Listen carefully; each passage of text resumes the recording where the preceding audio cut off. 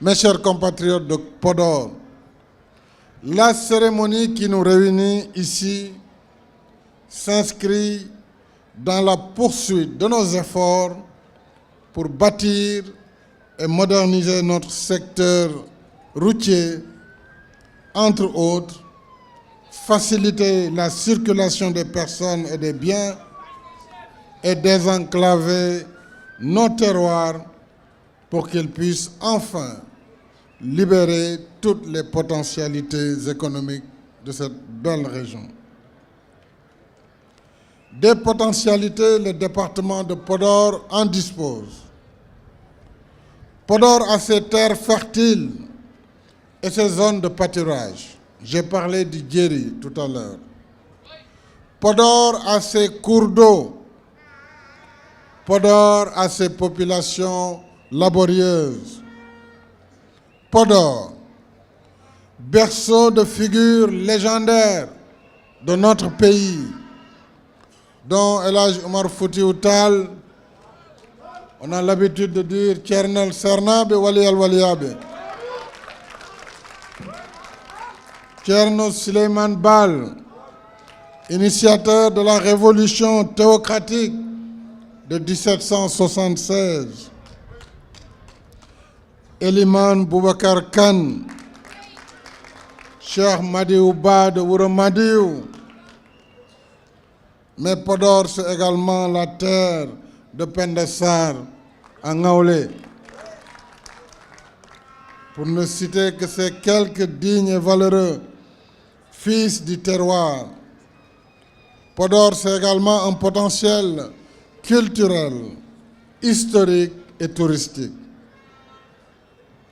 Mais Podor, comme tant d'autres localités de l'intérieur du pays, a longtemps souffert d'un déficit chronique d'infrastructures, et particulièrement d'infrastructures routières et d'ouvrages de désenclavement.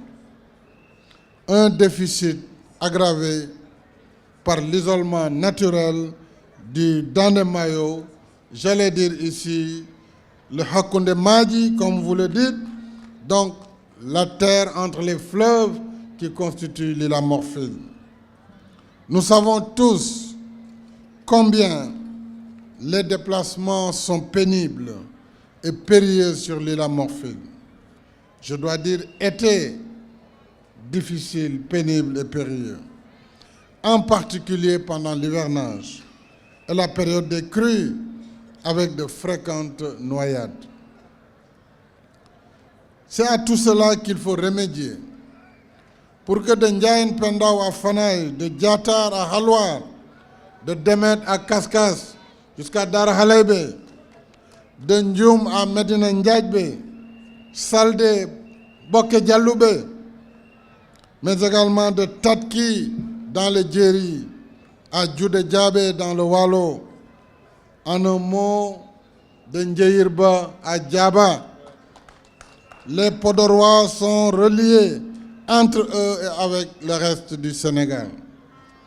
C'est ainsi que Podor pourra pleinement développer son agriculture, sa pêche, ses activités sylvopastorales.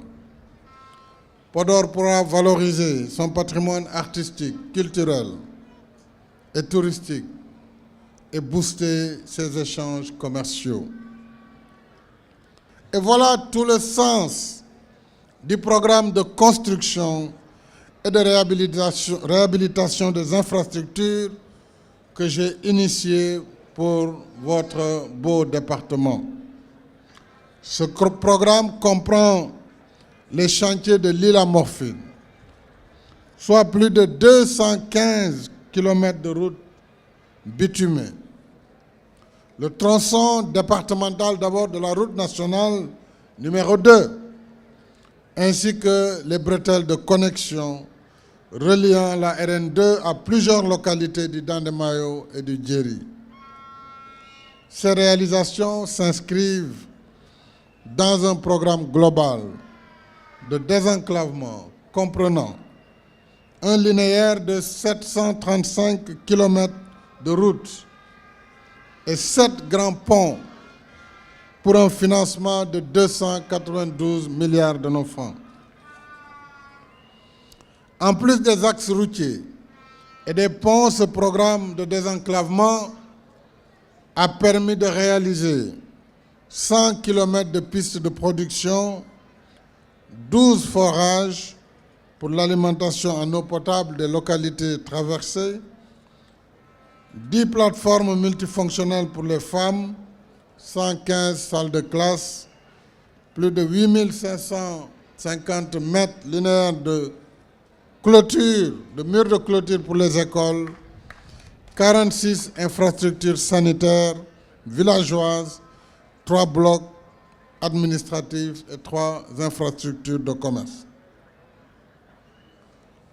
Je serais long si je me mettais à lister tout ce qui a été fait dans le département de Podor. Je viens sur le chemin de Podor de lancer les travaux de la route Boubé-Ndiandane-Guia,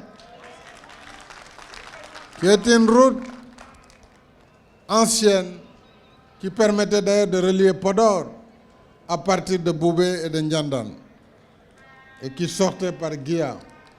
J'ai entendu votre cri de cœur et cette route va démarrer sur un linéaire à peu près de 25 km.